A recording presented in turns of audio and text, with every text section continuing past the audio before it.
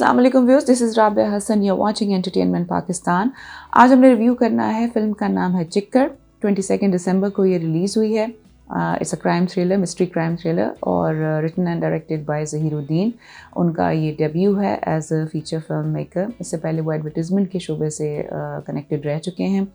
दरीचे films की ये production है और इसकी कास्ट में शामिल हैं उस्मान मुख्तार, उशना शाह, नौशीन शाह, अदनान शाह टीपू, उनका छोटा सा एक रोल है इसमें। फरियाल महमूद हैं इसमें।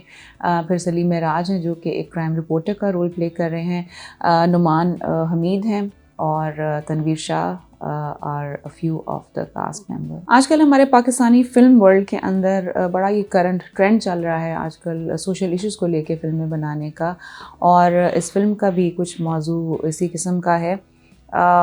जिस तरह ऑनर किलिंग होती है या मॉब अटैक में लोग मार दिए जाते हैं, किसी भी किस्म का जो ऑपरेशन है कहीं भी जिस तरह हो रहा है, तो उस टाइप के मौज़ूआत पे बहुत फ़िल्में बन रही हैं अब। मशल ख़ान का एक इंसिडेंट था जिसमें मॉब अटैक में लोगों ने उन पर अटैक किया और उनको एक गलतफ़हमी के तहत उनको मार दिया। फिर बहुत साल पहले सियालकोट में दो भाइयों का इस तरह से एक इंसिडेंट हुआ था जिसमें कोई एविडेंस तो नहीं मिला, लेकिन लोगों ने अचानक अटैक किया और उनका भी दे गॉट किल्ड। फिर क्रिश्चियन कम्युनिटी के इस तरह के बहुत से वाक़यात हमारे सामने आते हैं जिनमें अचानक जो है वो एक हजूम जो है वो मुश्तल होता है और वो फिर अटैक कर देता है। तो इन सारे जो इस तरह के जो विक्टिम्स हैं, ये फ़िल्म जो है ये उनको एक तरह से डेडिकेट भी की गई है। और ये इस तरह के सारे जो खौफनाक और हॉरिबल किस्म के ट्रैजिक किस्म के इंसिडेंट्स होते हैं, इनसे हमें ये भी पता चलता है that the society has literally gone mad. इस फिल्म के अंदर एक थिएटर डांसर के मर्डर को जो है वो मौजू बनाया गया है और उसके जो मर्डर केस की इन्वेस्टिगेशन है उसके ऊपर ये फिल्म जो है वो बेस करती है। मैं एक्टिंग के हवाले से बात करूँ तो I really wish I could talk about each and every character, क्योंकि हर कैरेक्टर को बहुत ज़्यादा लाइंस दी गई थी टू परफॉर्म, और परफॉर्मेंस का बड़ा मार्जिन भी था सब कैरेक्टर्स के पास, और बहुत ज़्यादा स्क्रीन टाइम हर कैरेक्टर को दिया गया है so that they could kind of act and perform through those lines. But मेरा जो कंसर्न है, एंड येस ऑफ कोर्स जो कैरेक्टर्स हैं, सारे जो एक्टर्स हैं वो मजे हुए एक्टर्स ही हैं and they done justice to their job, जो भी उनका जितना भी रोल था। But my concern is I feel the film is extremely problematic when it comes to the technique of storytelling.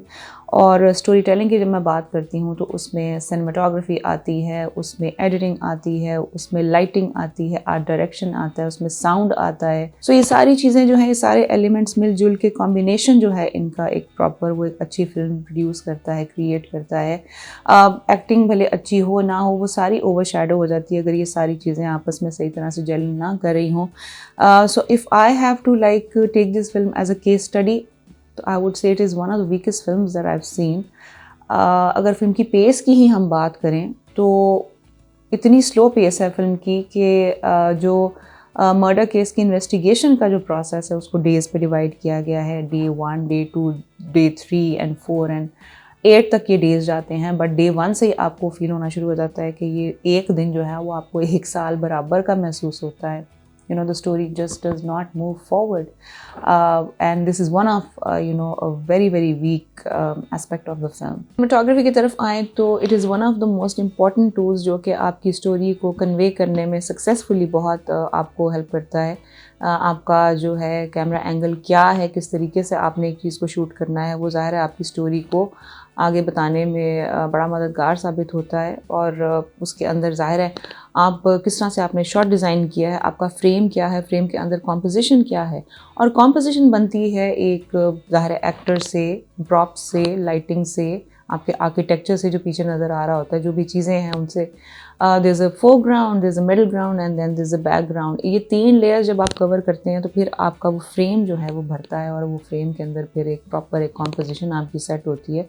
लेकिन इसमें मुझे लगता है कि डायरेक्टर ने इस चीज़ पे ध्यान ही नहीं बिल्कुल दिया, बिकॉज़ कोई फ्रेम के अंदर सिवाय एक्टर के आपको और दूसरी कोई चीज़ ही नहीं नज़र आती। आधे से ज़्यादा फिल्म जो है वो मिड शॉट्स में ही शूट हुई हुई है, जिसमें आपको सिर्फ एक्टर है वो बोल रहा है, अपने डायलॉग्स बोल रहा है, वो लाइंस अपनी पढ़ रहा है, और उसके बाद बहुत कम वाइड एंगल्स थे, बहुत कम वाइड शॉट्स थे पूरी फिल्म के अंदर। वाइड शॉट्स जो होते हैं they usually give more grandeur to the film और उससे ज़रा सिनेमैटिक फील भी आती है। But having said that I do remember कि एक हॉलीवुड की फिल्म थी 12 एंग्री मैन, और वो पूरी फ़िल्म जो है वो एक कमरे में शूट हुई हुई फ़िल्म है, लेकिन अगर आप उसको देखें आपको बड़ा मज़ा आएगा बिकॉज़ इट्स वेरी इंगेजिंग। एक तो स्क्रिप्ट बड़े मज़े का है उसका, उसमें सस्पेंस है। फिर उन्होंने कैमरा एंगल्स के थ्रू जो है वो जैसे जैसे स्टोरी आगे बढ़ती है, स्टार्ट में ज़रा वाइडर होता है कैमरा एंगल्स हैं, और उसके बाद मिड शॉट्स में जाते हैं, और जैसे जैसे टेंशन बिल्डअप होती है कहानी के अंदर तो फिर वो टाइट क्लोजअप्स में चले जाते हैं और आपको एक क्लॉस्ट्रोफोबिक सी एक फीलिंग आनी शुरू हो जाती है। जैसे यानी कि जिस तरह की कहानी चल रही है उसी तरह का आपको एक माहौल और एटमॉस्फेयर भी दिया जाता है। So this is what the camera angle does, कि आपको पूरी जो एक फ़ील होती है फ़िल्म की वो कन्वे करते हैं आप उसके थ्रू। जैसे एक आर्टिस्ट पेंट ब्रश के थ्रू अपनी पेंटिंग के अंदर वो सारी चीज़ें क्रिएट करता है, तो कैमरा भी वही काम करता है। बट अनफॉर्चुनेटली हमारे जो फिल्म मेकर्स हैं जो कि ख़ास तौर पे एडवर्टिज़मेंट की बैकग्राउंड से आ रहे हैं, उनका फिल्मिंग स्टाइल जो है वो थोड़ा डिफरेंट है, with the exception of Ehsan Rahim and Saqib Malik.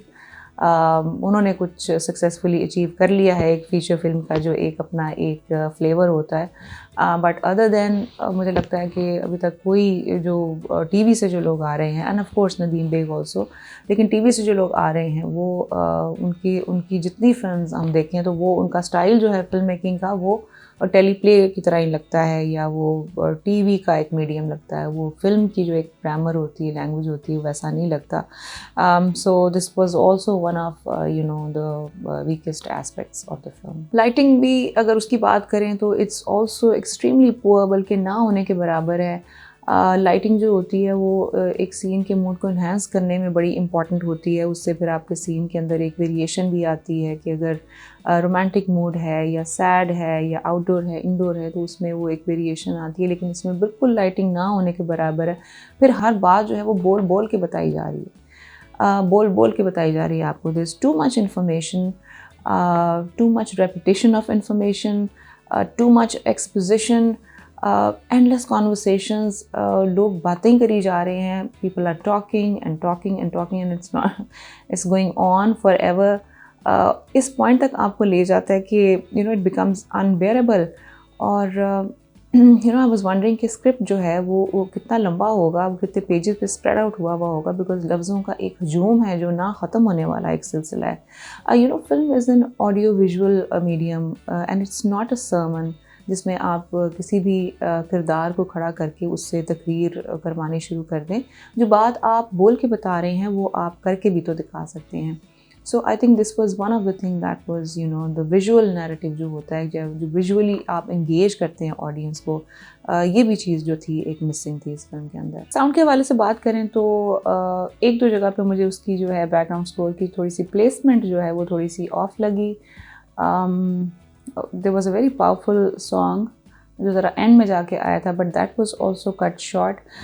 In the end I would just like to say कि हम लोग बड़ी अच्छी बात है कि इस तरह के सब्जेक्ट मैटर के ऊपर फिल्में बननी शुरू हो गई हैं which are very important for the society, और जिसमें आप जो हमारा एक पुलिस का एक करप्ट निज़ाम है उसको किस तरह से एक्सप्लॉइट किया जाता है, पॉलिटिकल एक्सप्लॉयटेशन मैनिपुलेशंस किस तरह से होती हैं, और हायर लेवल पे किस तरह से सारी चीज़ों में इन्वॉल्वमेंट्स होती हैं पॉलिटिशियंस की भी। इन सब चीज़ों को जब हम एक्सप्लोर कर रहे हैं तो व्हाई नॉट कि हम अपनी जो हमारी फ़िल्म की एक ग्रामर है और फिल्म की जो वोकैबुलरी है उसको भी हम इम्प्रूव कर लें टेक्निकली भी, और which suits the norms of the silver screen, ताकि हमारी फ़िल्म का जो मेयार है वो बेहतर हो सके, और जो सब्जेक्ट्स हम उठाना चाह रहे हैं, जो दिखाना चाह रहे हैं, जो बात हम कन्वे करना चाह रहे हैं अपनी ऑडियंस को, that becomes more impactful. So I really hope के for the upcoming film makers कि वो इस बात पर तवज्जो देंगे और इस बात का ख्याल रखेंगे कि अपनी जो फिल्म मेकिंग की जो एक टेक्निक है, जो सिनेमैटिक फील है उनकी फ़िल्म की, वो ना वो लूज़ करें।